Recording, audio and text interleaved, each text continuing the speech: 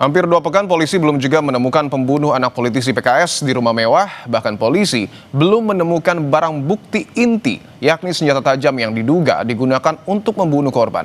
Lantas apa sesungguhnya motif dari pembunuhan ini? Kita bahas bersama psikolog forensik Reza Indragiri. Mas Reza, selamat petang. Selamat petang, Mas. Mas Reza, sejumlah saksi sudah diperiksa, tetapi pelaku dan motifnya belum terungkap. Menurut Anda, apakah kasus ini memang sulit untuk diungkap atau seperti apa? Sulit atau tidak itu tergantung pada banyak hal. Tapi mari kita pahami tahap-tahapan kerja kepolisian agar masyarakat juga punya ekspektasi yang realistis. Kapan kira-kira terduga pelaku berhasil diamankan oleh polisi. Jadi tahapannya akan dimulai dari ketika masuk laporan ke kepolisian, ada seorang anak yang meninggal akibat perbuatan orang lain di lokasi tersebut. Maka mulailah polisi menyusun surat-surat awalan, surat-surat pendahuluan.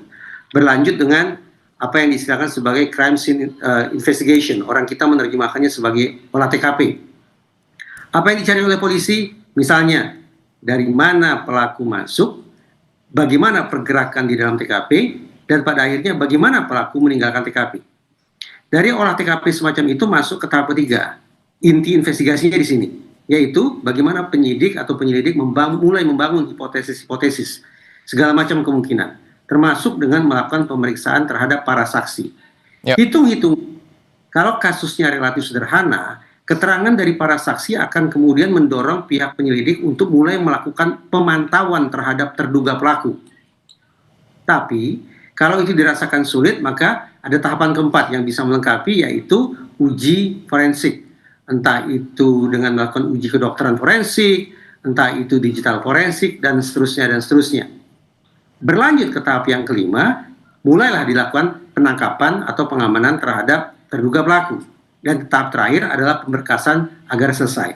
Nah, hitung-hitungan di atas kertas dengan melalui 5 atau 6 tahapan tersebut, kita punya asumsi pakai batas waktu bawah atau batas waktu atas untuk menentukan kapan kira-kira polisi akan mengumumkan siapa terduga pelaku dalam peristiwa ini. Ada satu fakta menarik bahwa kita tahu, mohon maaf, korban sempat menelpon ayahnya untuk kemudian meminta pertolongan. Dan kita tahu korban ini masih di bawah umur. Apakah kemudian kondisi psikologis korban ini memungkinkan untuk ia menelpon ayahnya? Dan apakah hal ini juga bisa mengungkap apakah betul ada peran orang dekat yang kemudian terlibat dalam kasus ini, Mas Reza?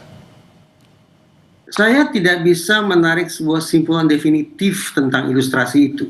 Karena di media lain saya dapatkan informasi bahwa yang menelpon bukan anak yang kemudian meninggal dunia itu, tetapi anak lain, mungkin kakak atau saudara dari korban.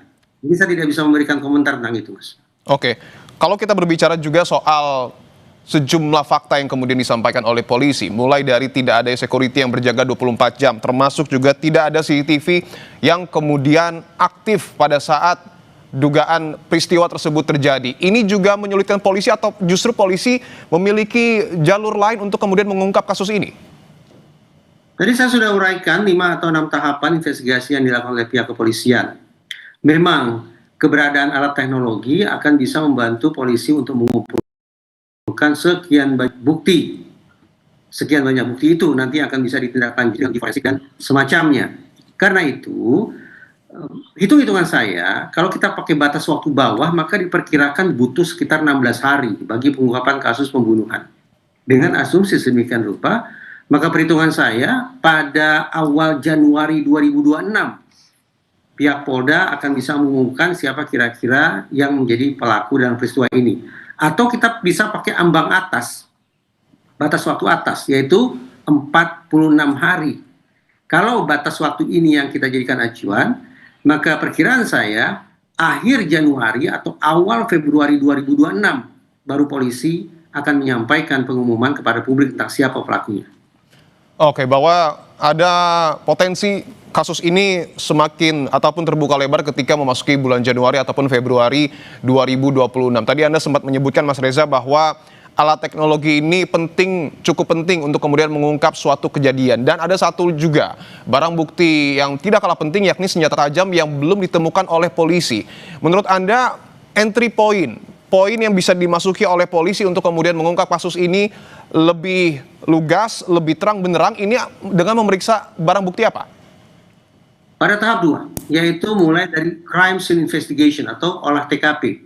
Oke. Catatan penting, TKP ini sangat luas, Mas. Bangunannya sangat-sangat besar, karangannya sangat-sangat luas. Jadi perkiraan tidak cukup, dibutuhkan waktu 2 atau 3 hari bagi polisi untuk melakukan olah TKP secara komprehensif. Apalagi sekiranya ternyata ada beberapa TKP. Lokasi rumah itu adalah anggaplah sebagai TKP utama. Tapi TKP pendahuluannya apa? Mungkin tempat di mana pelaku atau pelaku menyusun perencanaan. Dan TKP berikutnya apa? Tempat pelaku atau para pelaku menyusun exit strategi. Jadi banyak TKP yang sesungguhnya harus diolah. TKP yang satu saja butuh waktu yang tidak sebentar dan butuh sumber daya manusia yang tidak sedikit untuk melakukan pemeriksaan secara rinci terhadap bangunan dengan ukuran sedemikian rupa. Oke, artinya olah TKP ini juga bisa menjadi pintu masuk untuk polisi kemudian membuka ataupun membongkar siapa sesungguhnya pelaku dan motif apa yang kemudian dilakukan oleh pelaku. Terima kasih psikolog forensik Mas Reza Indragiri telah bergabung di Kompas Petang.